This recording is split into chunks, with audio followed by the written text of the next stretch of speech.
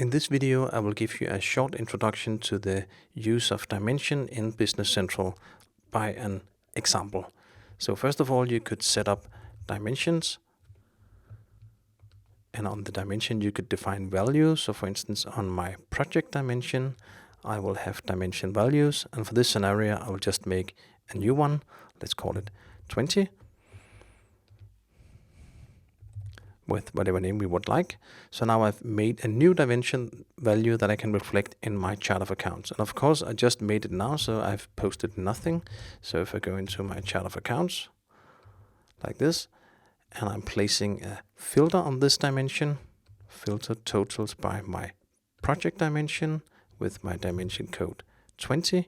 Of course I have nothing in my chart of accounts now. So if I filter on chart of accounts being different from 0, nothing is posted, nothing is in here. Now let's begin with the vendor here, just to see how it works. I will take a vendor and add this dimension to my vendor number 10,000. So I will add my new product dimension. If I look up now here, I can see this project dimension. So this is now part of vendor number 10,000. And I'll do the same on a customer, just to make the example complete. And we will set up this customer with a dimension, also maybe number 20, if it's a dimension for the countries, for instance, where they are working or whatever. And if I want to make it very complete, I could also set up a dimension on my items. It doesn't have to be the same, of course. This is just to make it extreme, the example here. Let's take the city bike in here. And from the item, I can navigate into my item menu and again set up dimension if I want to from this specific project code on items as well. So I can define dimension on items and customers and vendors, etc. This means let's make a new purchase order in here to the vendor that we just defined. And we buy this item.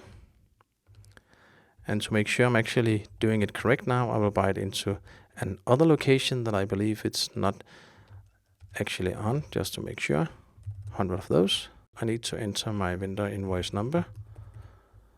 And we can post an invoice, receive the item, etc. So now it's on the inventory. And we would like to sell it. Already now you can see in my chart of accounts, when it opened here in the background, there's a lot of posting here because this is the posting on my project filter 20. And those are all the accounts that relates to my vendor. So if you want to know which account the vendor is using, you could use exactly this scenario. And you could do it likewise on the sales side if you want to see what is happening there.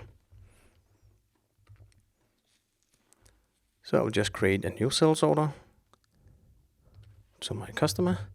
And when I insert the sales order header, the dimension will default be imported to this sales order header where I could change it if I would like to.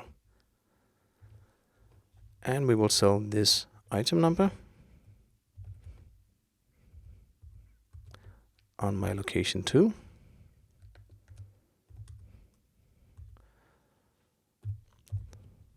Sum of all of that. And let's post and ship and invoice and everything.